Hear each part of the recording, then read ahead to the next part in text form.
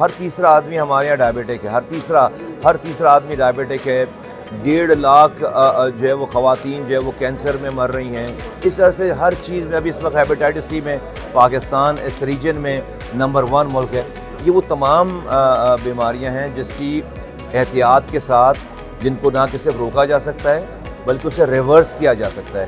تو ہماری ساری جستجو اور ہماری کوشش یہ ہے کہ بجائے اس کے کہ ہم کاسمیٹکس کریں، ہاسپٹل بنائیں، تصویریں کھنچوائیں اور اگلے دن اخباروں میں ہیڈ لائن لگے، ہم انسانوں کو، پاکستانیوں کو مریض بننے سے بچانے کی بات کریں. ہم ان کو جو ہے وہ بیمار پڑنے سے بچانے کی بات کریں. اس کے اوپر ساری توجہ ہے اس وقت کی گورنمنٹ کی.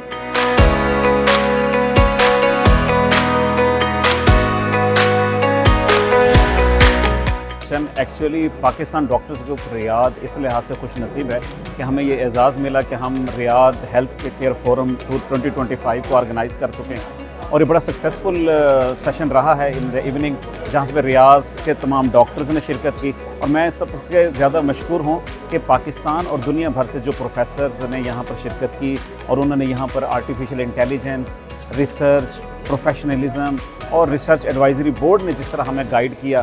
میرا خیال ہے کہ آنے والے دنوں میں پاکستان اور سعودی عرب کے اندر ایک ایسا ہیلتھ کیئر بانڈ بننے جا رہا ہے جس کی وجہ سے نہ صرف اوورسیز پاکستان یہاں پر گریشیس فیل کریں گے کہ ہم پاکستان کی خدمت کر سکیں، اور آنے والے دنوں میں یہ ہمیں فائدہ ہوگا کہ پاکستان کے ہیلتھ کیئر میں ایک ٹرانسفارمیشنل چینج آئے جو افراد تک ڈیلیور ہو، جو لوگوں تک ڈیلیور ہو، اور لوگوں کو ایک اچھا علاج میسر آئے پاکستان میں.